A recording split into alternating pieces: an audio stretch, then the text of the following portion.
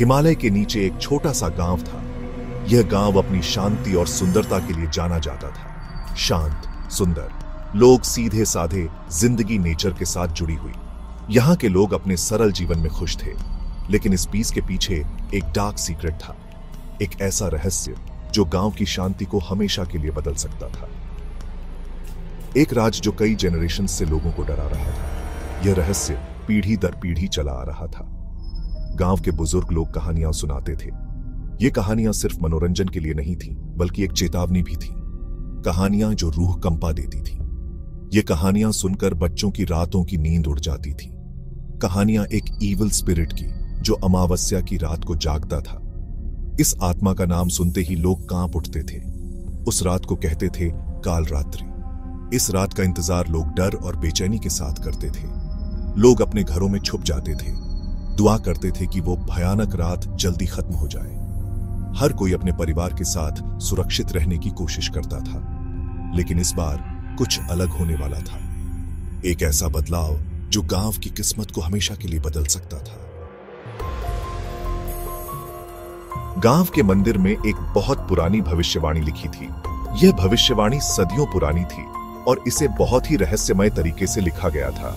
कई पुजारियों ने इसे सालों से संभाल कर रखा था। वे इसे एक पवित्र धरोहर मानते थे और इसे सुरक्षित रखने के लिए हर संभव प्रयास करते थे। उसमें लिखा था एक ऐसे टाइम के बारे में जब बुराई फिर से जागेगी। एक समय जब अंधेरा सबसे पावरफुल होगा।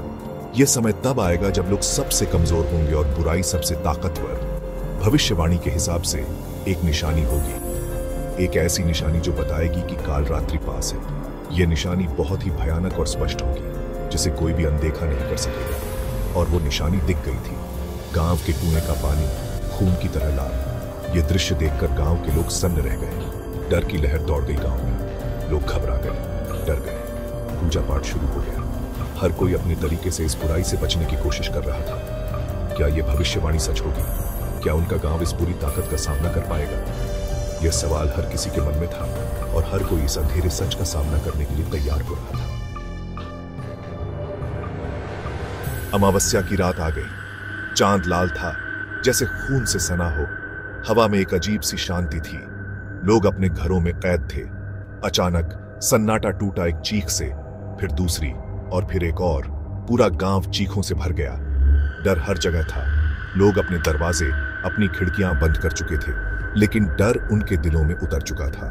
कोई नहीं जानता था कि बाहर क्या हो रहा है, लेकिन सबको यह जरूर महसूस हो रहा था, बुराई पास थी, बहुत पास। एक के बाद एक घर के जानवर गायब होने लगे। फिर लोग। गांव में दहशत फैल चुकी थी।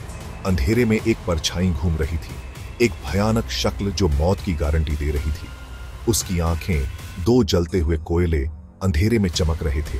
एक भयानक दहाड़ जो धरती हिला देती थी, उसके आने का संकेत देती थी। वो था रात का दानव, जिसके बारे में वो पुरानी कहानियां बताती थी। अब वो वापस आ चुका था और गांव उसकी गिरफ्त में था।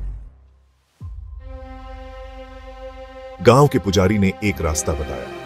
यह रास्ता अंधेरे और रहस्यमयी जंगल की ओर जाता था, जहां कोई भी जाने की हिम्मत नहीं करता था।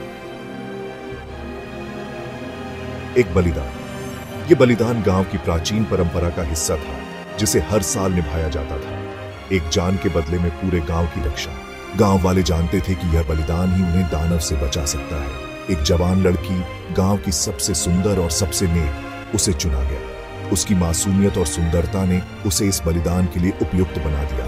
उसे एक प्राचीन वेदी पर ले जाया गया, जो गांव के बाहर एक वीरान जगह पर थी। यह वेदी सदियों पुरानी थी और इसमें कई रहस्य छिपे थे। गांव वाले डर और लाचारी से देख रहे थे। उनकी आंखों में आंसू थे, लेकिन वे कुछ नहीं कर सकते थे। जैसे ही रात अपने चरम पर पहुंची, दानव प्रकट हुआ। उसकी उपस्थिति ने हवा को और भी ठंडा और भारी बना दिया। एक भयानक प्राणी, जिसका शरीर आग और धुएं से बना था। उसकी आंखें जलती हुई अंगारों की तरह चमक रही थी। उसने जवान लड़की को देखा और एक खून जमा देने वाली हंसी हंसी। उसकी हंसी ने सभी के दिलों में डर और दहशत भर दी। क्या उस लड़की की कुर्बानी काफी होगी? क्या दानव मान जाएगा, या ये तो बस एक शुरुआत थी? गांव वाले दुआ कर रहे थे, इंतजार कर रहे थे। सुबह हुई, लेकिन कोई जवाब नहीं मिला। गांव खाली था, वो लड़की गायब और दानव भी। सिर्फ एक अजीब सी खामोशी थी जो और भी ज्यादा डरावनी थी। क्या बुराई सचमुच चली गई थी या ये तो बस शांति से पहले की खामोशी थी? ये एक ऐसा सवाल था जिसका जवाब किसी के पास नहीं था।